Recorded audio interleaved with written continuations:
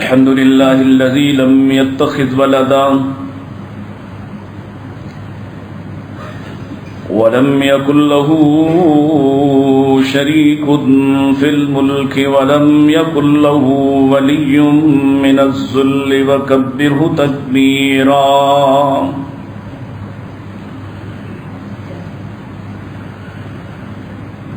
الحمد لله الذي علم بالأنعام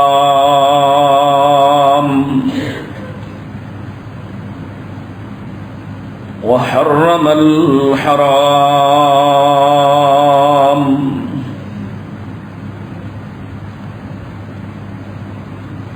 الذي خلق كل شيء وخلق الإنسان والأنعام والصلاة والسلام على أشرف الأنبياء وسيد الأنام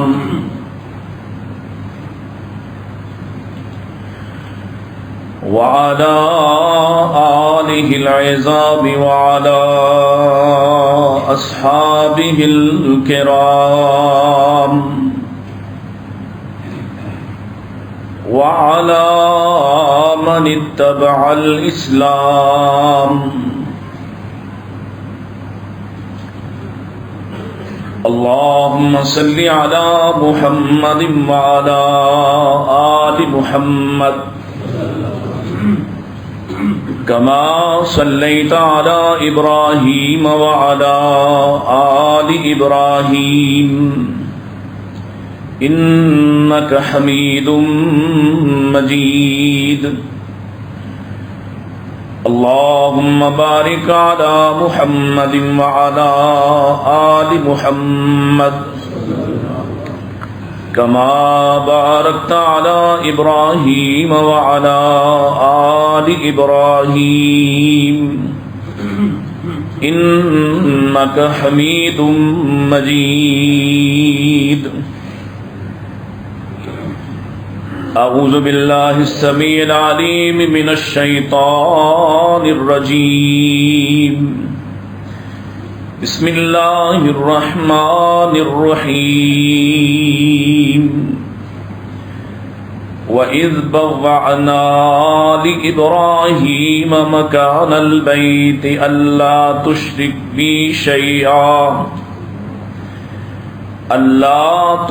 بي شيئا وطهر بيتي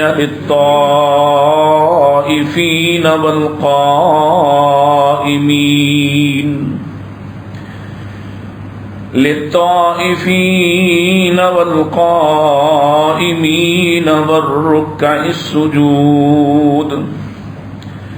وأذن في الناس بالحج يأتوك رجالا وعلى كل ضامر يأتين من كل فج عميق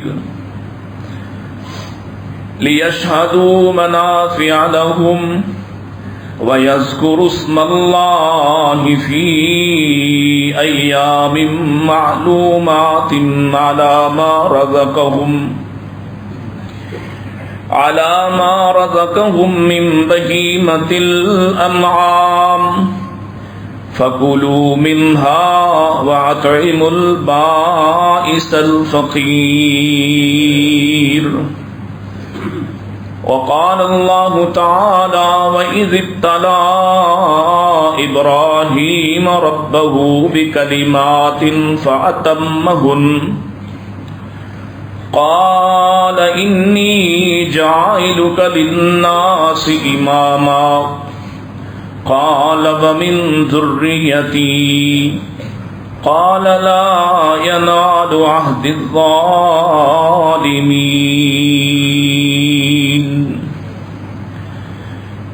إن أحسن الحديث كتاب الله وخير الهدي هدي محمد صلى الله عليه وسلم وشر الأمور محدثاتها كل محدثة بدعة وكل بدعة ضلالة وكل ضلالة في النار.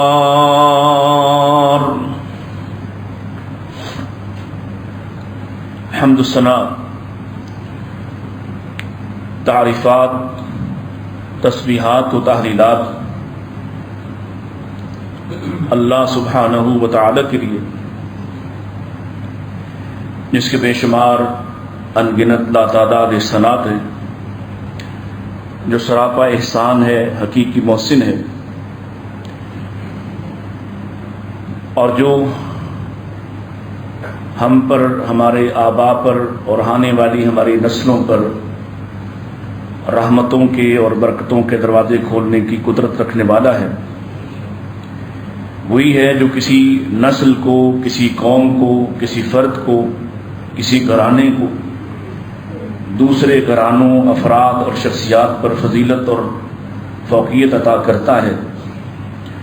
وہی ہے جو لوگوں کے دلوں کے اندر لوگوں کی محبت کو پیدا کرتا ہے، اور اگر وہ دلوں کے اندر الفت نہ ڈالے تو کائنات کا کل خزانہ جمع کر کے بھی کسی دل میں کسی کی الفت نہیں ڈالی جا سکتی.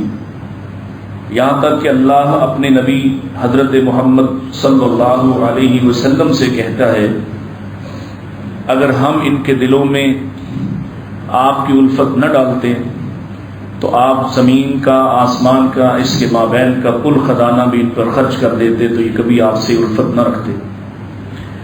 وہی ہے جو دلوں کے اندر رغبتیں ڈالتا ہے، وہی ہے جو زبانوں سے نکلے ہوئے الفاظ کو تاثیر دیتا ہے، وہی ہے جو الفاظ کو سیدھا رکھنے کی توفیق عطا کرتا ہے، اور وہی ہے جو عقیدے پر لوگوں کو مر مٹنے کا حوصلہ اور جذبہ عطا کرتا ہے.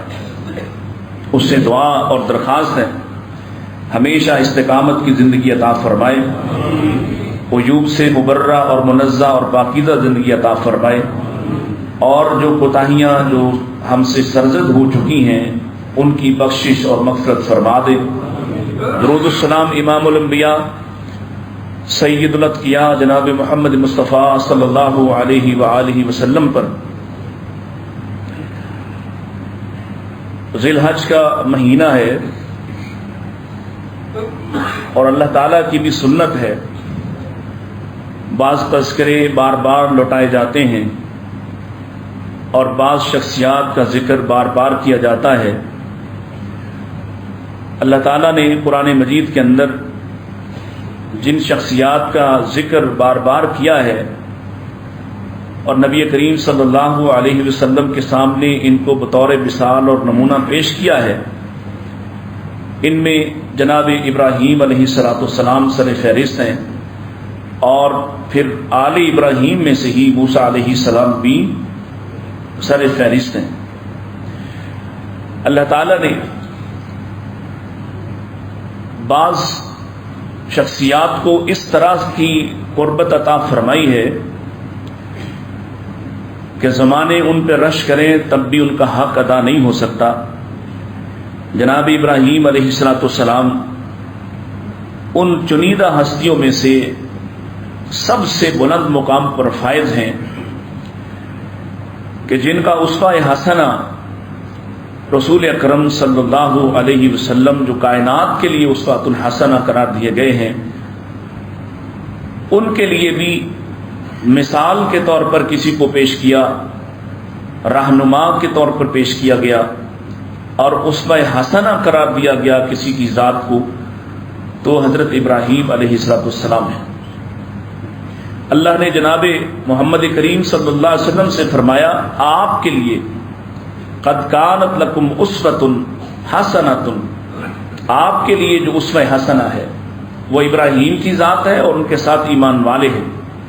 تو اللہ تعالیٰ نے ابراہیم کو یہ مقام یقیناً اپنے فضل سے عطا کیا، اور ساتھ ہی ساتھ ابراہیم کا کردار ایسا ہے کہ اللہ کی طرف سے ایسے ایسے انعامات انہیں حاصل ہوئے جو اس سے پہلے اور اس کے بعد کسی دوسری شخصیت کو حاصل نہیں ہو سکے. حتیٰ کہ نبی کریم علیہ السلام کو جتنے بھی اعزازات حاصل ہیں دراصل یہ بھی آل ابراہیم کی ہی ایک شکل ہونا اور نبی کریم علیہ السلام کو ملنے والی فضیلت، فوقیت اور آپ کی حیثیت، یہ بھی اصل میں ابراہیم علیہ السلام کے ہی مقام کو بلند کرتا ہے، اس لیے کہ آپ ابراہیم علیہ السلام کی طرح ہیں اور آپ ان کے بیٹے ہیں، اور آپ اپنی نسبت ان کے ساتھ جوڑتے ہیں، اور آپ فرمایا کرتے تھے کہ میں اپنے باپ ابراہیم پر ہوں، حتیٰ کہ شکل و شباہت کی بات بھی آتی، جیسے معراج کی روایت میں موجود ہے کہ جب آپ نے لوگوں کو، صحابہ کو معراج کا تذکرہ سنایا، مختلف انبیاء سے ملاقات اور ان کے حلیے اور بشرے سنائے، تو صحابہ کرام نے آپ سے پوچھا تھا کہ آپ نے ہمارے باپ ابراہیم کو بھی دیکھا ہے، ابراہیم کیسے تھے؟ تو آپ نے فرمایا اپنے ساتھی کو دیکھ لو، یعنی مجھے دیکھ لو،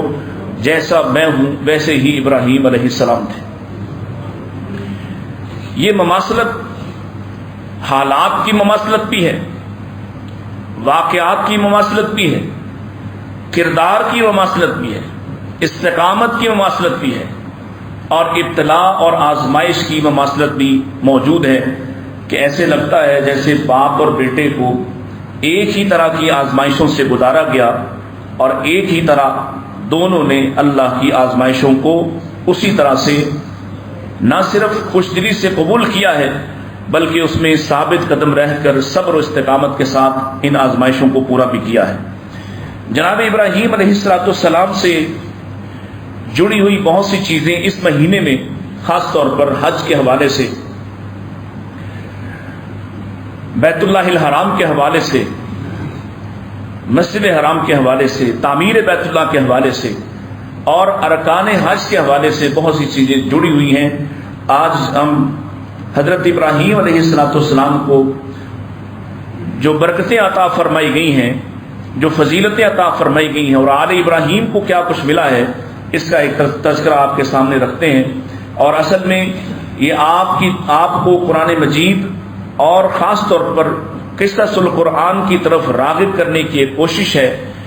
یہ چھٹیوں کے مہینے ہیں، خاص طور پر طلباء کے لیے، بچوں کے لیے، تو میری نصیحت ہوگی کہ ہم سب مل کر ان 2 مہینوں میں، جس میں ہم انہیں بالکل آزاد چھوڑ دیں گے اور وہ ان دنوں میں موبائل کے یا ٹی وی کے حوالے ہوئے رہیں گے اور اپنے اخلاق کو مزید برباد کرنے کی کوشش کریں گے، تو کوشش کرتے ہیں، ابھی میں یہ بھی کوشش کرنے کا ارادہ کرتا ہے دل کہ میں یہاں پر ہی کوئی ایسا ماحول آپ کے لیے اگر آپ پسند کریں تو بنوا دیں کہ روزانہ کی بنیاد پر کسی ایک نبی کا یا تسلسل کے ساتھ انبیاء کے تذکرے ان کو سنائے جائیں، اور قصص القرآن ان کے سامنے مختصر اختصار کے ساتھ کسی نماز کے ساتھ اس کو جوڑ دیا جائے، تاکہ بچے اس میں، عام چھوٹے بچے بھی آئیں اور وہ سٹوری سنیں جو ہم نے اپنے گھروں سے ماحول نکال دیا ہے، جو ہمارے کبھی بڑے بوڑھے ہمیں سنایا کرتے تھے، اور ایسے تذکرے ہم سنا کرتے تھے، آج جو کہیں دکھائی نہیں دیتے، اور اگر کہیں دکھائی دیتے ہیں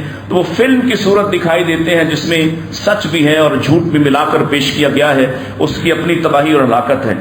اس حوالے سے حضرت ابراہیم علیہ السلام کا تذکرہ نہایت شاندار ہے، اور اتنا شاندار ہے آپ اندازہ لگائیں کہ پہلے پارے سے لے کر مسلسل اللہ اس کو شروع کرتے ہیں، اور ہر پارے میں اس کا کوئی نہ کوئی حصہ اور کوئی نہ کوئی عبرت بیان کرتے ہیں۔ ایسی اللہ تعالیٰ کو اپنے خلیل سے ایسا پیار اور محبت ہے کہ ہر جگہ جہاں مثال دینا ہوتی ہے، آل ابراہیم ہی کے کسی فرد کی مثال دی جاتی ہے، استقامت کی، صبر کی، برداشت کی، مشکلات کو سامنے دیکھ کر کون سا کردار اختیار کرنے کی، دعوت کے میدان میں نکلنے کی، گویا ہر جگہ پر ابراہیم ہی کا کوئی نہ کوئی بیٹا آپ کو دکھائی دیتا ہے۔ قرآن مجید کے اندر جتنے لوگوں کا ذکر ہے، ماں سوائے دو کے، ایک آدم اور ایک نوح علیہ السلام، ان کے سوا آپ کو جتنے انبیاء کا ذکر ملتا ہے یہ سب آل ابراہیم ہیں، یہ سب ابراہیم کے بیٹے ہیں، مسلسل ان کا ذکر آپ کو نظر آتا ہے۔ اللہ تعالیٰ نے مشکلات ڈالی ابراہیم علیہ السلام پر، یہ جو اللہ تعالیٰ فرمایا وَإِذِ ابْتَلَىٰ ابراہیم، آزمایا گیا ہے ابراہیم، اس کے رب کی طرف سے. اور جتنی بار بھی آزمائے، ہم تو آزمائشوں کے لائق ہی نہیں ہیں اور نہ ہمیں آزمائش سے مانگنا چاہیے. نبی کریم علیہ الصلوۃ والسلام منع کیا کرتے تھے کوئی جنگ کا تقاضا نہ کرے، کوئی جنگ نہ مانگے کہ ہم فلاں سے لڑائی کریں گے، کیونکہ ہم آزمائشوں کے لائق نہیں ہیں. آزمائش آ جائے تو ہمیں صبر کرنا ہے، لیکن ہم خود طلب کریں کہ میں دیکھ لوں گا، نہیں، یہ رویہ پیش نہیں کرنا. اللہ کے سامنے حضرت ابراہیم علیہ السلام موجود ہیں اور ایک سے ایک بڑھ کر ابتلا آتی ہے، آزمائش آتی ہے. اور اللہ فرماتے ہیں فَأَتَمَّهُنَّ، ابراہیم نے ان ساری آزمائشوں کو مکمل کر دیا. یہ نتیجہ، یہ میرے بارے میں یا میں آپ کے بارے تبصرہ نہیں کر رہے، ابراہیم علیہ السلام کے خاندان کا کوئی فرد ان کے لیے تذکرہ نہیں کر رہا. یہ تبصرہ اور تذکرہ اور یہ رزلٹ جو ہے، یہ نتیجہ جو ہے وہ اللہ تعالیٰ پیش کر رہے ہیں. فَأَتَمَّهُنَّ، ایسے تمام کیا ہے اس ابتلا کو، اس آزمائش کو، کہ آزمائش بھیجنے والا بھی تحسین کے کلمات اختیار فرماتا ہے کہ ابراہیم نے تو ساری آزمائشوں کو پورا کر دیا. بلکہ آج آپ نے جب قربانی کرنا ہے اور وہ موقع آپ کے آنکھوں کے سامنے گھوم جانا چاہیے جب آپ اپنے جانور کے گلے پر چھری پھیر رہے ہوں کہ یہاں کبھی ابراہیم علیہ السلام اپنے بیٹے کو چھری پھیر رہے تھے اور ان سے آنکھیں بندی ہوئی تھیں، آنکھوں کو دکھائی کچھ نہیں دے رہا، اور ایک صدا سنائی دیتی ہے وَنَادَى أَن يَا إِبْرَاهِيمُ قَدْ صَدَّقْتَ الرُّؤْيَا إِنَّا كَذَلِكَ نَجْزِي الْمُحْسِنِينَ. اے ابراہیم بس کرو، تم نے تو خواب بھی سچ کر دکھائے. یہ تحسین ہے ان کے اس کردار کی کہ اتنی مشکل اطلاع آئی ہے، اتنی مشکل آزمائش ہے کہ جسے سن کر یا سوچ کر انسان کے رونگٹے کھڑے ہو جائیں. ابراہیم علیہ السلام اس سے صداقت کے ساتھ گزرے کہ اللہ فرماتا قد صدقت الرؤیا، آپ نے تو اس کو بھی سچ کر دکھایا اور پھر اس کے بدلے عطا کیے ہیں. وہ بدلے آپ کے سامنے انشاءاللہ کوشش کریں گے اگلی دفعہ عرض کریں کہ کیا کچھ ملا. لیکن فی الحال جب یہ ساری آزمائشیں مکمل ہوئیں تو اللہ نے ایک وعدہ فرمایا، قال انی جاعلک للناس اماما، ہم آپ کو لوگوں کی امامت عطا کرتے ہیں. امامت، یہ جس کو آپ بہت ہی معمولی اور سطحی سمجھ رہے ہیں، یہ والی امامت، یہ ہے اصل میں لوگوں کی امامت، امام الناس. اور اگر کوئی اپنے اس قد کاٹ کو، اس کردار کو پہچان لے تو پھر وہ بھی واقعی امام بن کر دکھائے. یہ اتنا بڑا منصب ہے، علماء انبیاء کے وارث ہیں، یہ بہت بڑا منصب ہے. یہ جن کو حاصل ہوا، جن کو اللہ نے عطا کیا، انی جاعلک للناس اماما، میں بنا رہا ہوں تمہیں لوگوں کا امام. تو یہاں علماء کہتے ہیں کہ بڑوں کو کیسا ہونا چاہیے، باپوں کو کیسا ہونا چاہیے. ابراہیم علیہ السلام کی سیرت سے سکھا رہی ہے. فوراً یہ کہا قال ومن ذریتی، اللہ مجھے تو عطا کی ہے، میری اولاد کو بھی عطا کر دے. یہ جو آج یعنی ایک ایک لفظ سوچنے والا ہے. آج باپ اٹھتا ہے، نماز پڑھتا ہے، بیٹوں کو نہیں اٹھاتا، خود نماز پڑھتا ہے، اولاد کو کچھ نہیں کہتا. نماز پڑھی، سو گیا، دوسروں کو پوچھتا ہی نہیں. اس نے سمجھا میں اپنی ذمہ داری ادا کر رہا ہوں، میں نے پورا کر لیا. بہت زیادہ. اور کبھی اولاد کے لیے یہ جو باپوں کی دعا ہے، اللہ کے نبی نے کیا فرمایا اس میں؟ باپ کی دعا اولاد کے حق میں بہت ہی سما والی ہے، بہت ہی جلدی قبول کی جاتی ہے. آج اچھا وہ لکھا ہوتا ہے نا گاڑیوں پہ، رکشوں پہ پیچھے، یہ سب میری، کیونکہ عملاً ماں ہی دعا کر رہی ہوتی ہے. باپ کا دعائیا رویہ اس کے سامنے نہیں ہوتا. باپ اس کے سامنے اس طرح سے دعا کرتا ہوا دکھائی نہیں دیتا. ایک شکوہ تو ہے نا کہ جی ماں ہی کیوں، لیکن باپ سوچیں کہ باپوں نے کبھی یہ دعاؤں والا رویہ اختیار کیا؟ یہ جب دیکھتا ہے اولاد کو غصے سے دیکھتا ہے، نفرت سے دیکھتا ہے، انہیں ڈانٹتا ہے، طنز کرتا ہے، توہین کرتا ہے، اپنا حق سمجھتا ہے۔ باپ نے دعا والا رویہ کب اختیار کیا ہے؟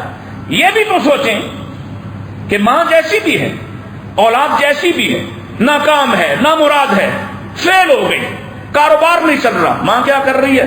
بڑی بری سے بری ماں بھی کیا کر رہی ہے؟ وہ دعائیں دے رہی، وہ دعائیں دے رہی، جاہل ہے تو بھی دعائیں دے رہی، اور باپ وہ تانے دیتا ہے، وہ طنز کرتا ہے، توہین کرتا ہے، دوسروں کے ساتھ مقابلہ کرتا ہے۔ کبھی ماؤں کا سنا کہ اس نے اپنی کسی کالے کلوٹے بچے کا بھی کسی دوسرے گورے چٹے سے کبھی مقابلہ کیا ہو؟ یوں آپ بھی اپنے رویے پر غور کیجیے، جیسے ابراہیم علیہ السلام نے کیا۔ اللہ نے ایک بہت بڑی عظمت عطا کی، انی جاعلک للناس اماما، تو فوراً کیا کہا؟ قال ومن ذریتی، اللہ مجھے اکیلے کو نہیں، میری اولاد کو، میرے بیٹوں کو بھی عطا کر دے۔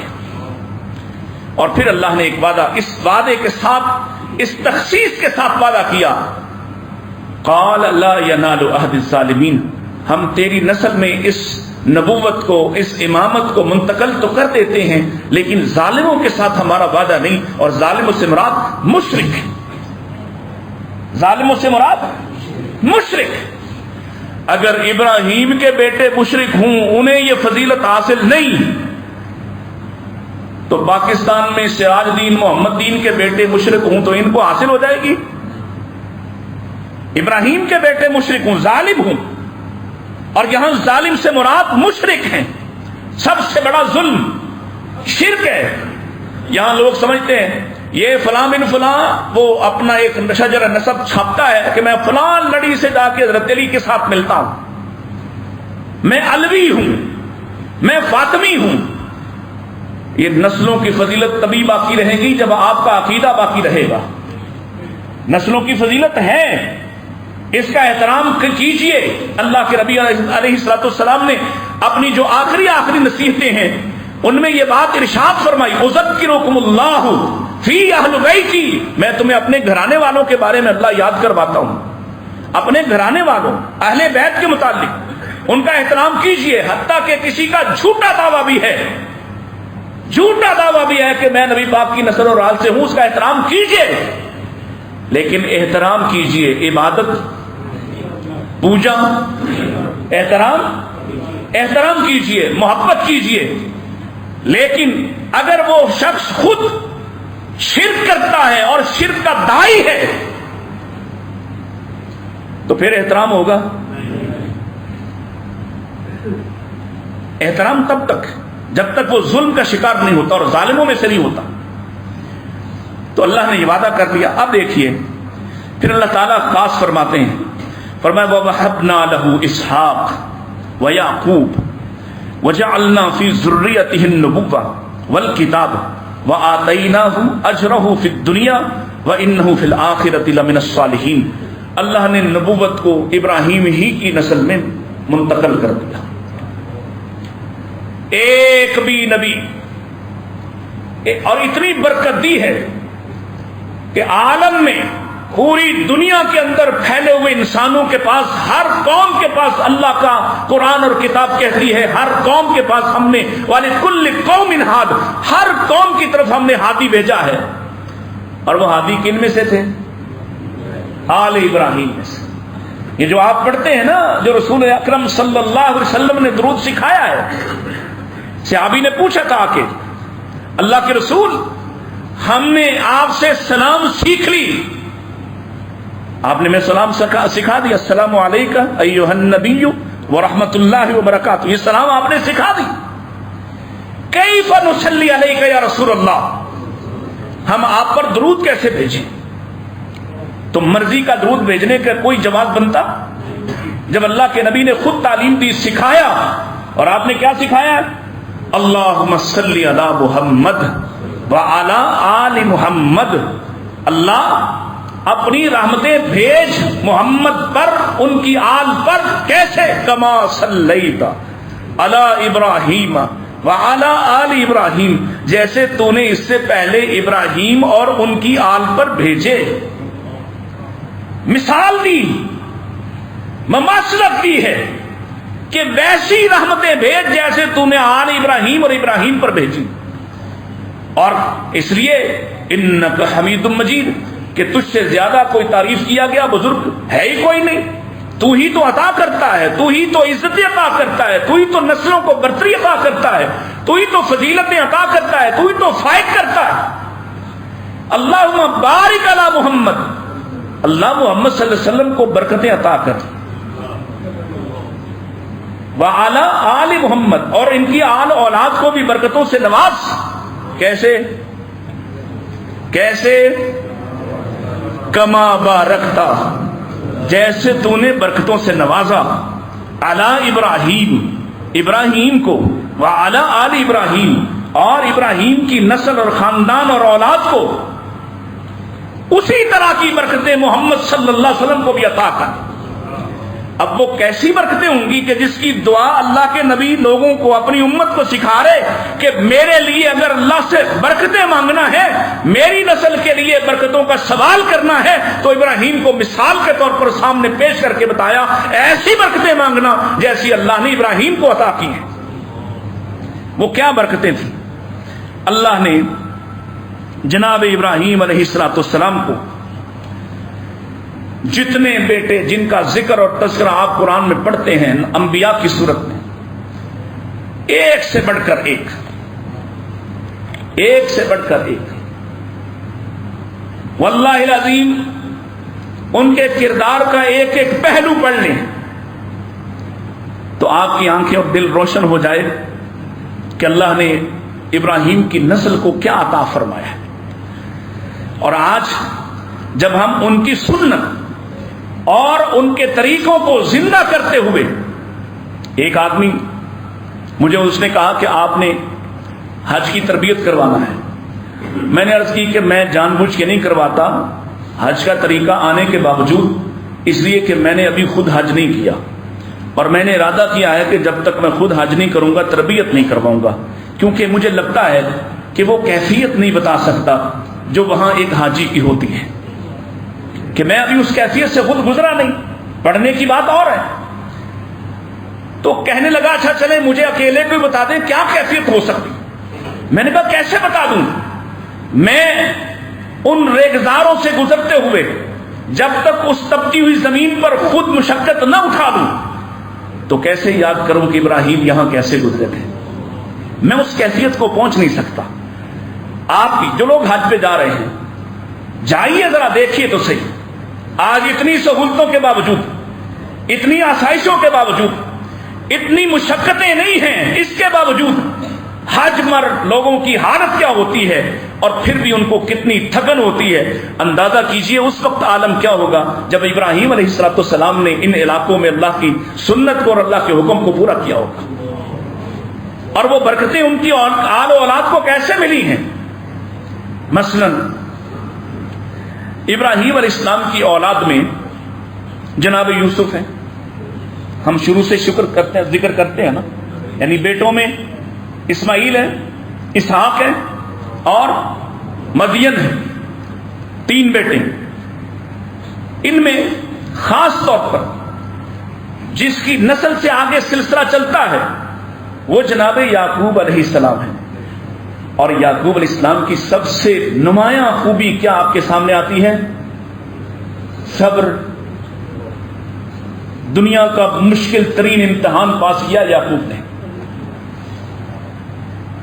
اور یہاں پوچھو نا جن کے بیٹے کہیں گم ہوئے, اغوا ہوئے, غائب ہو گئے, چند مہینے, چند سال, اور یہاں ہمارے پاس ایک ماں جمعہ پڑھتی ہے, اس کا بیٹا ایک عرصے سے گم شدہ ہے. پوچھو اس سے کیا حالت ہوتی ہے. اور پھر بیٹا یوسف جیسا ہو, اللہ اکبر, جسے دیکھے تو دیکھتے ہی رہنے کو جی چاہے. نبی کریم علیہ السلام کی ملاقات ہوئی ہے یوسف علیہ السلام سے, اور آپ نے کیا فرمایا؟ یوسف کو اللہ نے کائنات کا آدھا حسن عطا فرمایا ہے. اللہ اکبر. اور میری ماں سیدہ عائشہ کیا کہتی ہے؟ اللہ نے تمہارے نبی کو تمام حسن عطا کیا ہے. اللہ، اور کہا کرتی تھیں یوسف کو دیکھنے والیوں نے اپنے ہاتھ کاٹ لیے، اگر ماہ مدینہ کو دیکھتی تو گلوں پہ چھری پھیر دیتی، اتنی بے خود ہوتی۔ کیا شاندار حسن ہے! حضرت یعقوب نے کتنا مشکل امتحان پاس کیا ہے، اور کوئی چند سال کی بات نہیں، 1 دہائی 2 دہائی 3 دہائی، کتنے؟ 40 سال 40 سال۔ اچھا، کچھ غم ہوتے ہیں انسان اپنی جوانی میں برداشت کر لیتا ہے، لیکن وہی غم بڑھاپے میں برداشت، ان کو سہارنا مشکل ہوتا ہے۔ اور ابراہیم کا یہ بیٹا جناب یعقوب، جنہیں نبوت اپنے دادا کی موجودگی میں عطا کی گئی ہے، ان کی حالت کیا ہے کہ بیٹے اپنے باپ کا تعارف کرواتے کہتے ہیں وَبَيَضَّتْ عَيْنَاهُ مِنَ الْحُزْنِ فَهُوَ كَظِيمٌ، یوسف ہم پہ رحم کرو۔ انہیں تو نہیں پتا تھا بھی یوسف ہے، عزیز مصر سے کہہ رہے ہم پہ رحم کرو، اس کی، ہمارے باپ کی آنکھیں غم سے سفید پڑ گئی ہیں۔ اور کون سا غم تھا؟ بیٹا گم ہے۔ اچھا، یہاں سے آگے بڑھے، یوسف اللہ نے کیسا بیٹا عطا کیا اور کیسی برکتوں سے نوازا۔ کائنات میں جب بھی حسن کردار کی، یوسف کے حسن کی اپنی مثال، لیکن مثال ہمیشہ جب بھی کردار کی دی جائے گی تو حسن کردار کی مثال، حسن کردار کا استعارہ اور مثال سیدنا یوسف علیہ السلام دکھائی دیں گے۔ یہ آل ابراہیم ہے، با کردار، با وفا، با شعار، جو بند کمروں کے اندر بھی کسی حاکم کے سامنے بھی یہ جرأت رکھتے ہیں کہ وہ اپنے کردار پر کوئی سمجھوتا کرنے کو تیار نہیں۔ یہ آل ابراہیم ہے۔ اللہ نے آسانیاں کر دی ان کے لیے، ہمیشہ ہمیشہ کے لیے کردار کے اعتبار سے مثال بنا دیا۔ بلکہ نبی کریم علیہ السلام نے اسی حوالے سے کہ جب کوئی حسین عورت کو، خوبصورت عورت کو، بڑے گھرانے کی عورت کو، مالدار عورت کو، اور حاکم گھرانے کی عورت کو، یعنی طاقتور گھرانے کی عورت کو بند کمروں میں اور تنہائیوں میں دی جانے والی دعوت گناہ کو ٹھکرائے گا، اس کا قد کاٹ کتنا بڑا ہے۔ اللہ کے نبی فرماتے ہیں کوئی گواہ نہیں، کوئی شہید نہیں، کوئی دیکھنے والا نہیں، اللہ کے لیے اتنی بڑے گھرانے کی عورت کا انکار کرنے والا کل عرش کے سائے تلے کھڑے ہوگا۔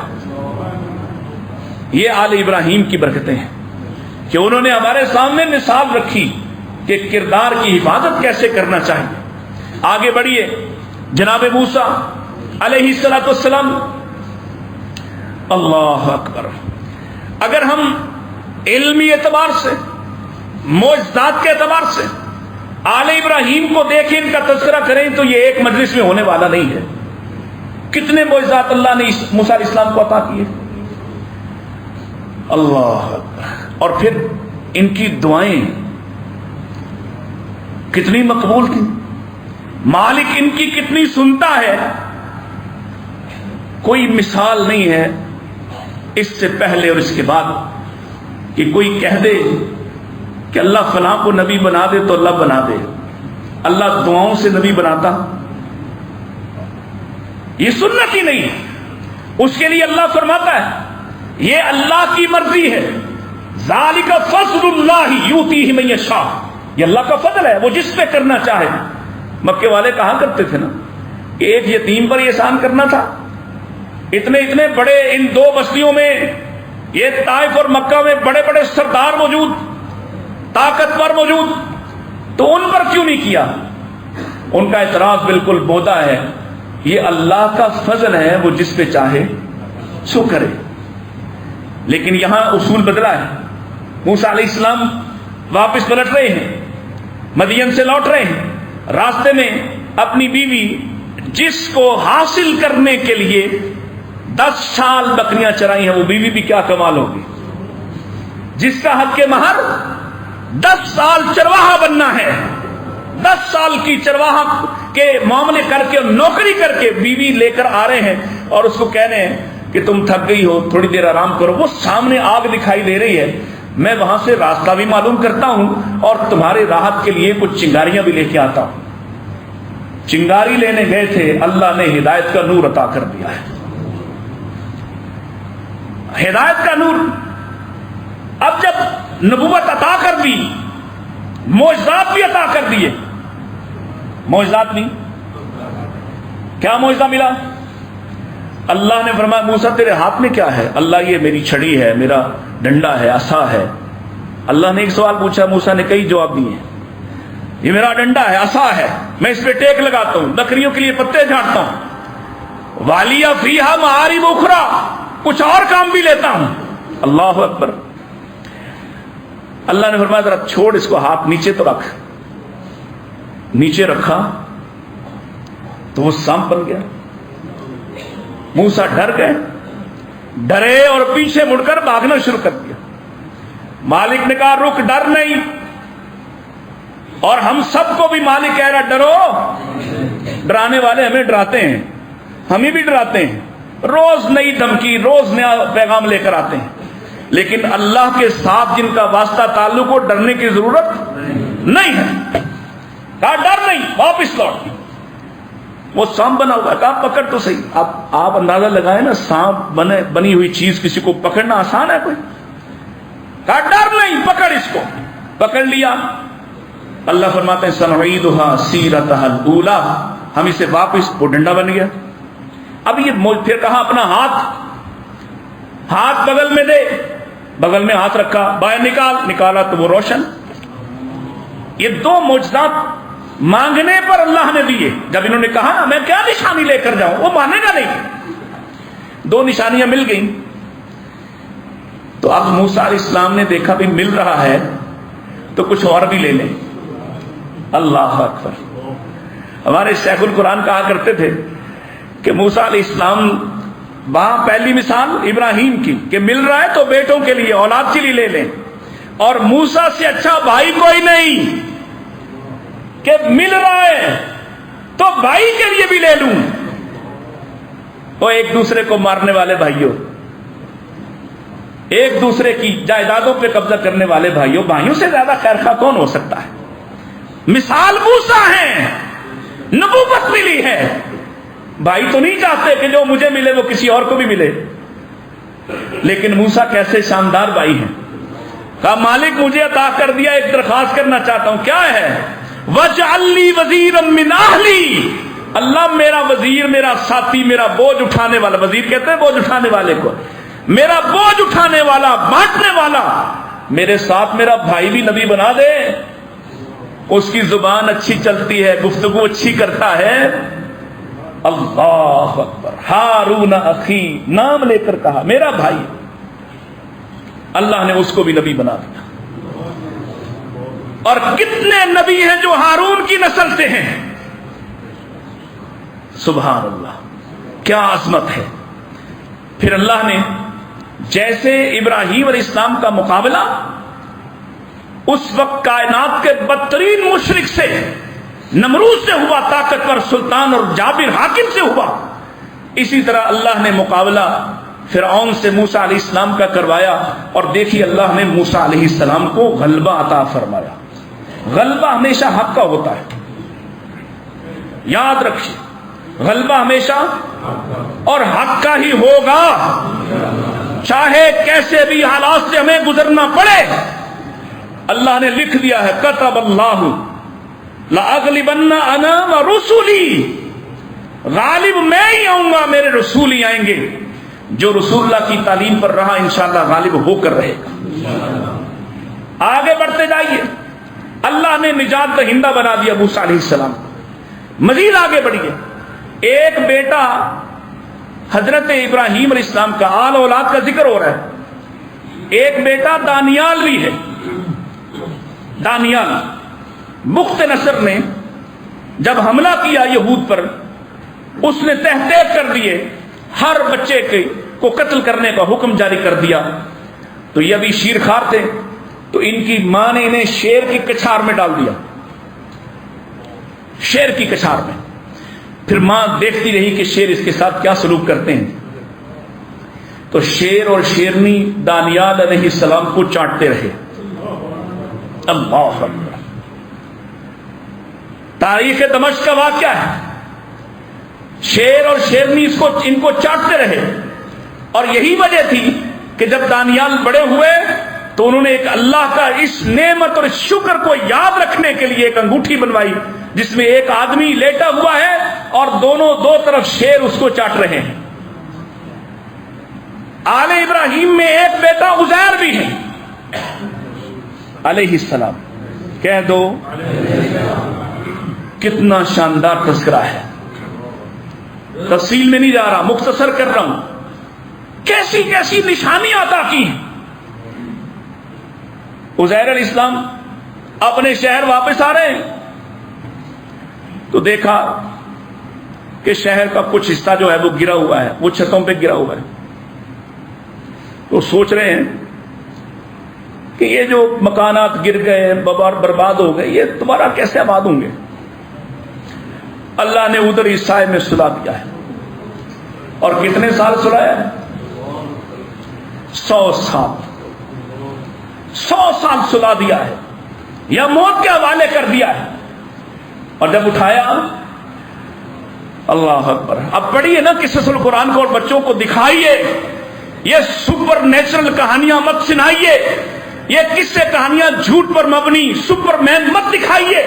اپنی اولاد کو ان حقیقی انسانی کرداروں کے بارے میں متعارف کروائیے جو اللہ کا شکر ادا کرنے والے, اللہ کا ذکر کرنے والے, اللہ سے ڈرنے والے لوگ تھے.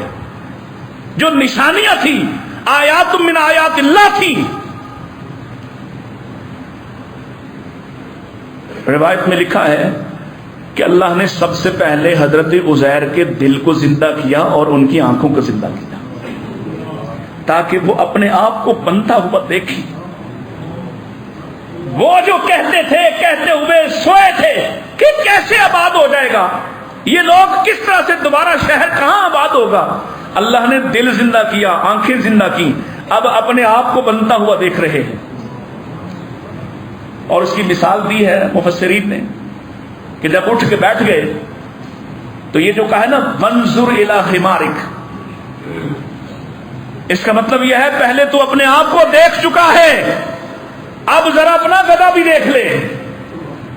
اور گدھے کی پوری بنتر دوبارہ سے بناوٹ اللہ نے قرآن میں ذکر کی کہ کیسے ہم نے اس کی ہڈیوں کو جوڑا, کیسے ہم نے اس پر گوشت اور اس کی پوست چڑھائی, اس کی چمڑی چڑھائی, کیسے ہم نے اس کو کھڑا کیا.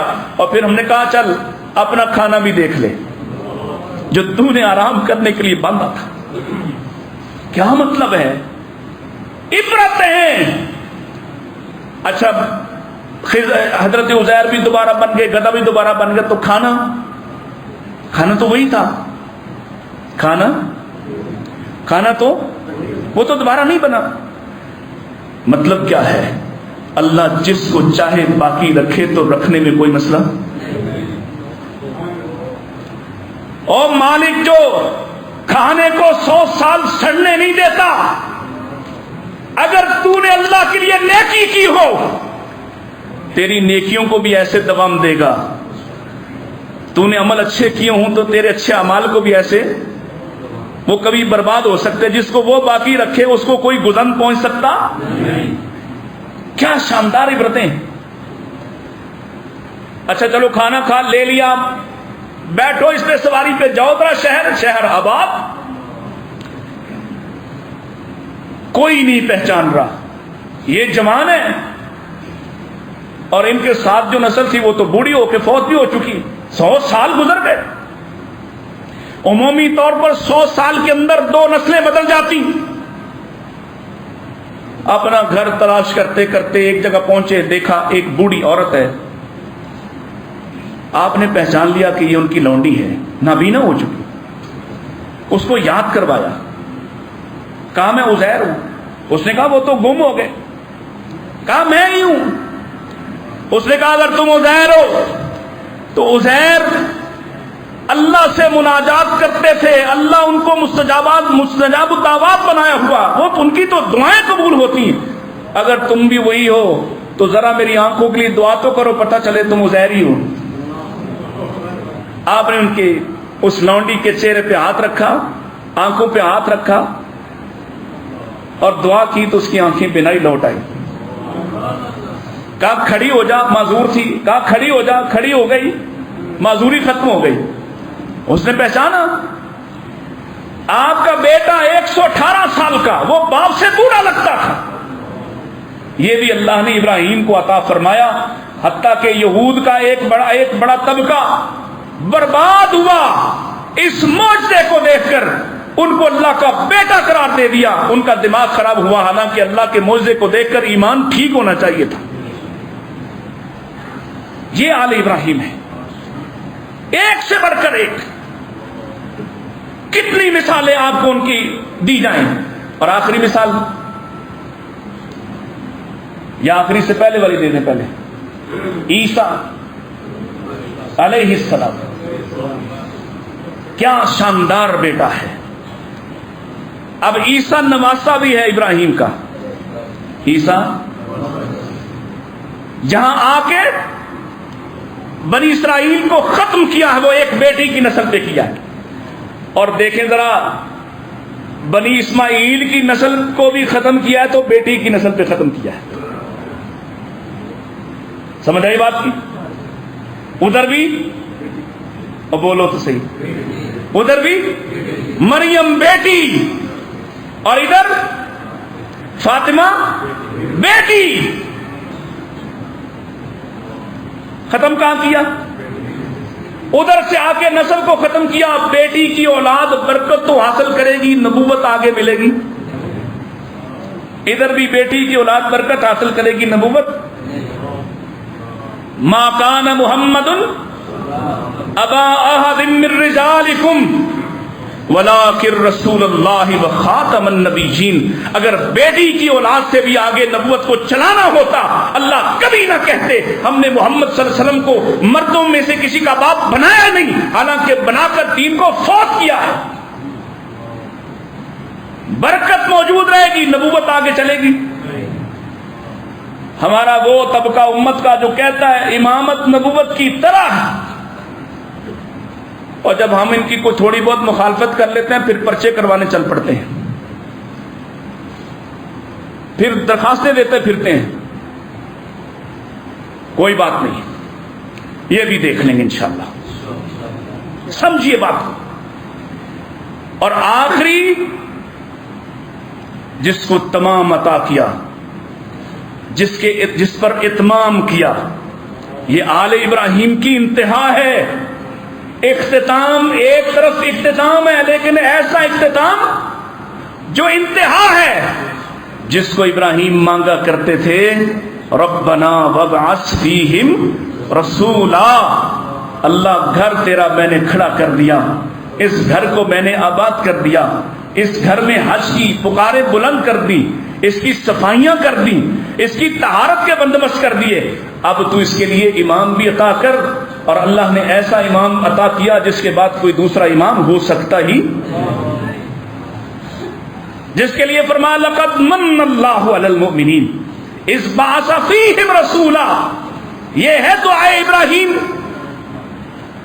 آل ابراہیم کی انتہا محمد رسول اللہ ہے، جو معجزات میں بھی انتہا، کلام میں بھی انتہا، کردار میں بھی انتہا، حسن میں بھی انتہا، اور اطاعت میں بھی انتہا. آپ سے بڑھ کر کسی نبی کی اطاعت کی گئی، اور آپ سے بڑھ کر کسی نبی کو اللہ نے عطا کیا، اور آپ سے بڑھ کر کسی کے چاہنے والے ہوئے نہ ہوں گے. اور قیامت آ جائے گی، میرے نبی فرما گئے ایسی برکتیں، ایسی برکتیں، کل قیامت کے دن 120 صفیں جنتیوں کی بنیں گی اور ساری امتیں اس میں شامل ہوں گی، اور مجھ اکیلے محمد کی امت کی 80 صفیں ہوں گی. برکتوں کی انتہا ہے. یہ ہے آل ابراہیم، یہ ہے آل ابراہیم.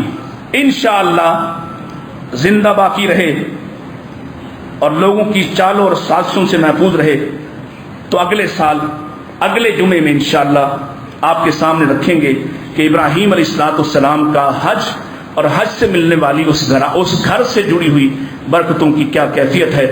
وآخر دعوانا ان الحمد للہ رب العالمین۔